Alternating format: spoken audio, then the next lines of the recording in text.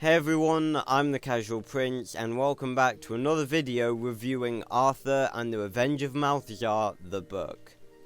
Now, it's been quite a while since I did this, and that's mostly just because I haven't got around to it. But both because it's been quite a while, and because these videos aren't usually that long, and because I want to try and get through the chapters I've already read so I can start reviewing the ones I haven't, this video is going to be me reviewing not one, not two, but 3 chapters all at once. So, we'll start with chapter 2. So, while Armand and Rose were dealing with the bee, Arthur is where we all knew him to be, in the Bogo Matassalai hut. Now, I'm really not sure how they transitioned from what Berson wrote in this chapter to what happens in the movies, because what happens in the movie, in my opinion, is much, much better. Obviously, in the movie, you've got the Matassalai telling us about Arthur's child and becoming one with nature.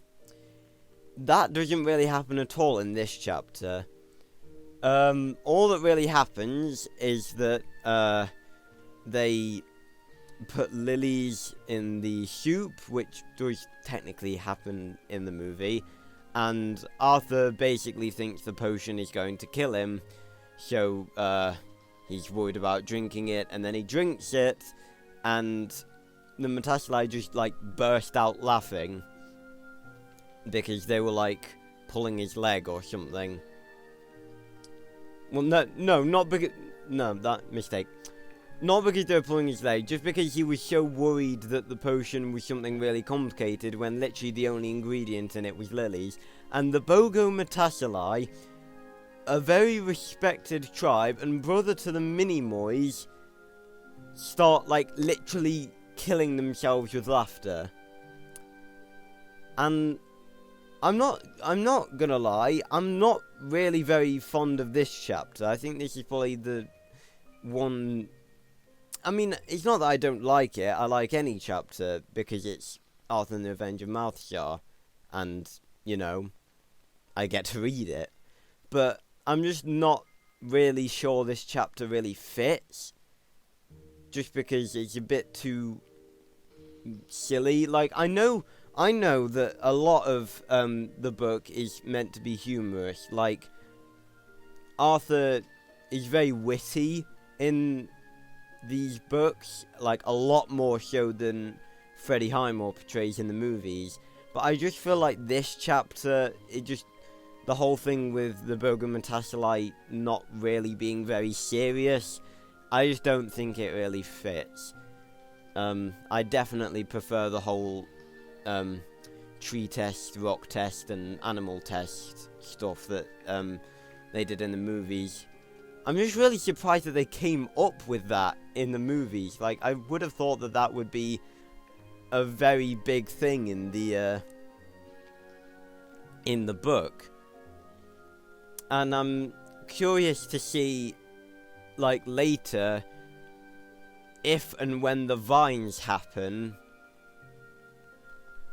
how the Matassalai are gonna go back to being serious, because so far this is all we see of them, and my guess is they won't make another appearance until the chapter where the vines happen. So yeah. So they sort of, Arthur drinks the potion, and it's literally just like a soup with lilies in it, and they all start kicking themselves with laughter. And then Alfred turns up and gets Arthur to come to the aid of the bee. I have to say, my favourite line in this one would probably have to be one that is, I think, the only bit of dialogue in this chapter that is directly the same, or at least somewhat, as what is said in the movie. No, I'm not saying that it's my favourite line just because it's close to the movie and that I'd prefer it the whole book to be close to the movie. Absolutely not, because the whole point of me reading these books is that it's not the same as the movies. Like, there's a whole scene, there's multiple scenes in Arthur and the Minimoys and Arthur and the Forbidden City that weren't in the movies, and one particular one in Arthur and the Forbidden City, which I will get round to reading at some point. I know I haven't read Arthur and the Minimoys in several months, but I've just been very busy with other projects. Like, it's difficult to find time. You understand, I'm sure. But yeah, I will get round to reading them eventually. But back to the point, there is a scene in Arthur and the Forbidden City which is possibly my favourite scene in the entirety of the first two books. And it's simply because it's so good and it wasn't in the film. But yeah, back to the point. My favourite line would have to be this one. Proverb of the day. Oh, sorry, it's the Matassalai chief saying it. Proverb of the day, the chief announces and reads from the great book. Nature feeds you every day. One day you will feed it. So demands the circle of life. And obviously that's what he says in the film, and it's just a very nice line, to be honest.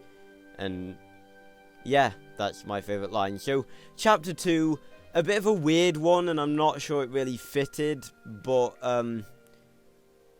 anyway, Luke Besson, I don't know what was going through his mind when he read this, and when he wrote this, and,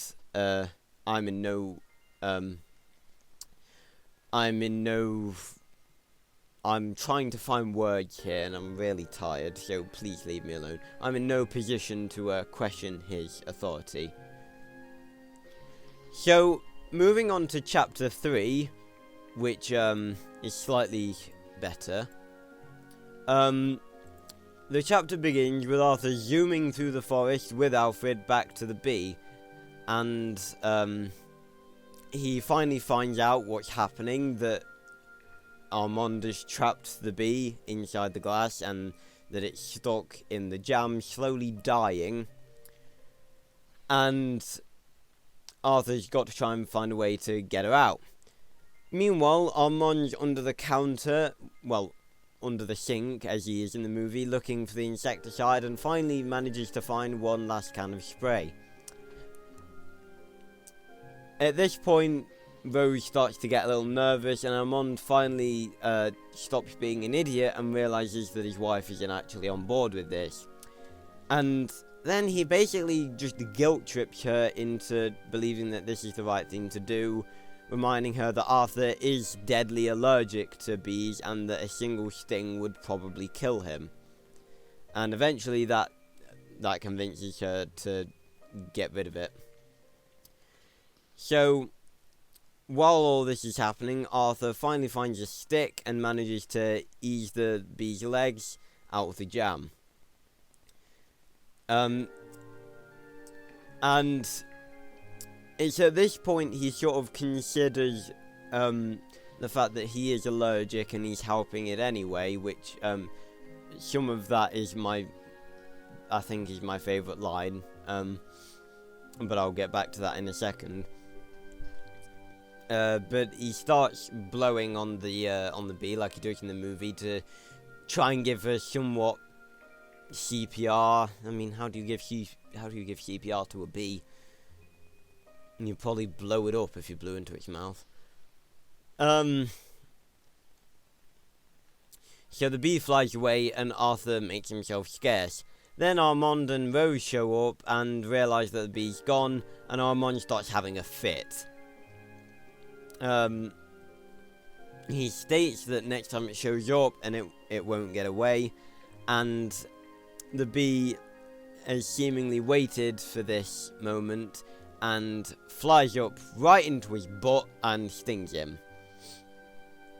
And that causes all hell to break loose, Armand starts screaming, and Rose clutches onto the insecticide and sprays Armand, and it all goes to hell.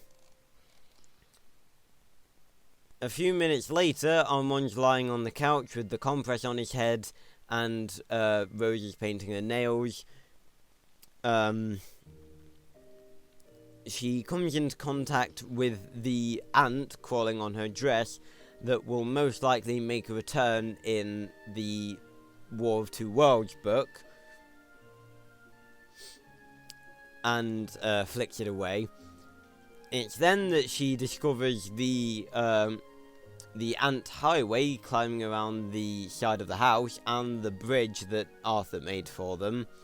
All the while, Armand is talking about how insects cannot possibly be intelligent, and Rose makes the mistake, unlike her counterpart in the movie, of actually being an idiot and actually telling Armand that ants are building bridges. And this gradually gets him more and more frustrated, until eventually he absolutely loses it and is just like, it's not ants! Listen to me, it's not ants! They can't build bridges! And Rose is just like, yeah, alright, fine. And then she says, but if it's not ants, then who is it? Which is very humorous, considering the last line of the chapter is Armand is about to lose his mind. Now, as for my favourite line, as the chapters go on and there's more reference to the Minimoys and Arthur's wife, I will be singling out probably more lines than just a single couple of sentences for my favourite couple of lines. But for this chapter, chapter 3, my favourite couple of lines is these. And does Arthur know that he's playing with his life trying to save the bee? Of course he does. The doctor has been knocking it into his head for an hour, forbidding him to even leave his house. He might as well tell a cricket not to tick for the whole summer. Arthur has nature in his blood and animals in his heart. He's only happy when his lungs are full of fresh air. And to me, I just think, like, that's Arthur in a nutshell, isn't it? That's literally just Arthur in a nutshell. He's a fantastic guy, and that just describes him perfectly. That he loves nature, and he's willing to go to great lengths even when other people are telling him no. So I just think that's a really nice sort of reminder as to who Arthur is. So yeah, chapter 3, very humorous. I love Armand. I mean, I don't love him because he was the one that forced Arthur to leave in future chapters, but I love how stupid he is and how Besson plays that up. But yeah, good chapter. And finally, the last chapter for today, chapter 4. This starts with, well, it's the entirety is Arthur playing with the model train set that Archibald got down from the attic, and it describes that he was it describes something that wasn't really talked about in the movie, although there wasn't really a point where it could be talked about. The fact that Arthur was really, really excited when he got the train set down, and that he literally almost didn't sleep or eat for about a week. And that's also something I like, because Arthur is Arthur. You know, when we think of Arthur, we think of him as hero of the Minimoys, and husband to Selenia, and defeater of Maltazard, and all of this stuff. But this little bit sort of just reminds us that he is a human, and not only is he a human, he's a child, and he does get excited about stuff like this. And I just love that fantastic contrast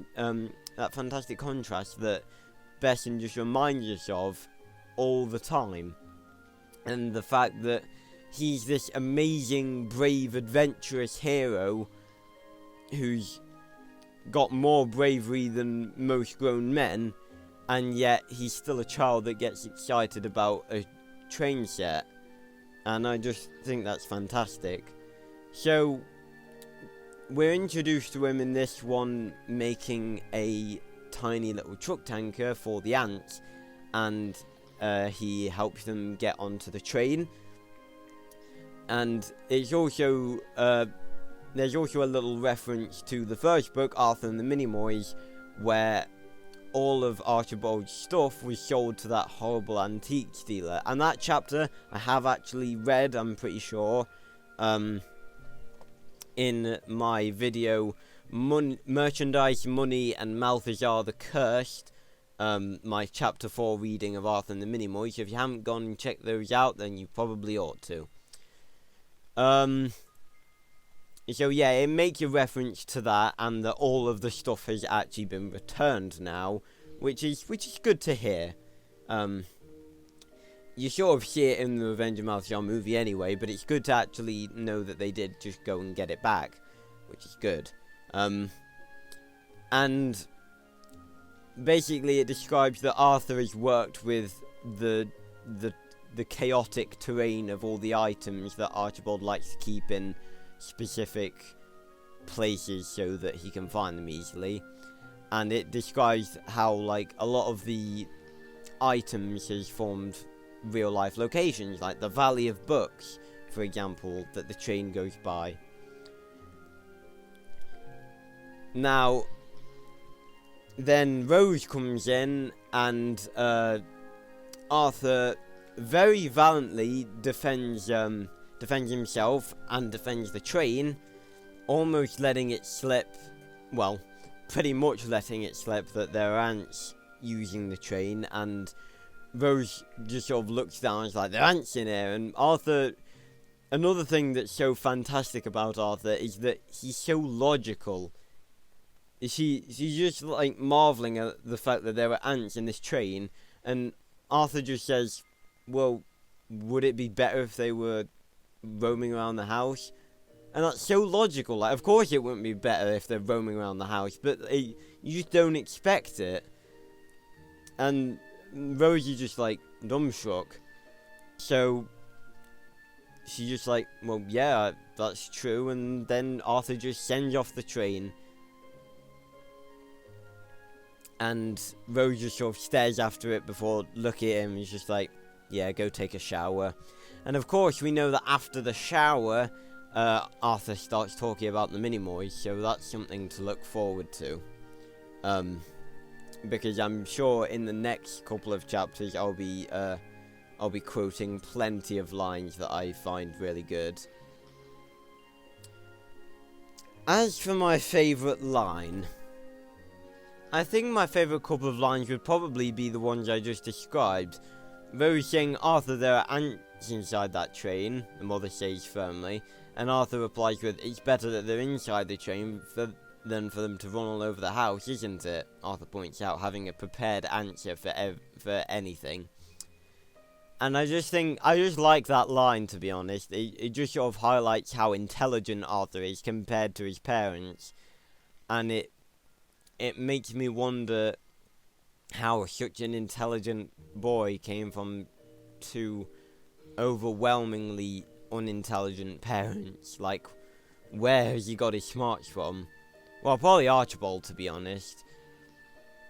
But while that is my favourite line, I'd also like to point out another line, which is this one. The mother looks closely on the little station master with his face covered in African war colours, and racks her brain on what the good God punished her for with such a son. Now, it's not that I don't like that line, I just think it's a little weird. Because, well, it's not a little weird, because given how Arthur is, I'm sure at some points, well, at many points actually, Armand and Rose wish that he was a little more normal. But considering, like, just everything about Arthur, how intelligent he is, how creative he is, I really can't see why any parent would wish for a different son. there's a similar line earlier in the chapter where we're saying that Archibald had to fight a very hard battle to make Armand accept the train in the house, and that it says, no wonder he's taking having a son that can't sit around for 2 seconds as a malice of fate. Like, I don't like... It's not that I don't like the fact that the lines are there. It makes perfect sense. It just seems... it makes sense. But it definitely makes sense for Armand. But I don't think for Rose it makes that much sense that she would wish for Arthur to be different. Because I think Arthur is a wonderful guy. If I ever have children, I would kill to have a child like Arthur. But anyway, yeah, that was chapter 4. Very cool, and it sort of sets off... while chapter 1 sort of did this by describing the bee in the sense that it's human, I think this sort of sets off the standard for reintroducing us to the Minimoy world and the fact that nothing is ever as it seems. So, that was around 22 minutes worth. I'm very glad that it came out to that length, considering that the previous one I did was only 4 minutes long. And that's about the same length as it would do if I was reading a single chapter, so hopefully it'll be long enough for you guys. So, yeah, I hope you enjoy this video, and I'm looking forward to reviewing the next, I'll just do the next, how many chapters do I have? Chapter 1, 2, 3, 1, 2, 3, 4, I'm pretty sure, yeah, I've got 2 chapters left to review, so I'll review those in the next episode, and then I'll go back to single chapter reviews, because they will be the chapters that I've not read yet. And I'm very, very excited. In the next couple of chapters, I'll definitely be quoting more lines that I would like you guys to hear. Because in the next chapter, we literally go from no mentions of... We've not had a single mention of the Minimoys yet. We go from no mention of the Minimoys to not only repeated mentions of them, but repeated mentions of Selenia, which is kind of crazy. So, I hope you did enjoy this video. If you did, make sure to leave a like and comment on the video. And as always, I'll see you on another video very, very soon. Goodbye, everyone.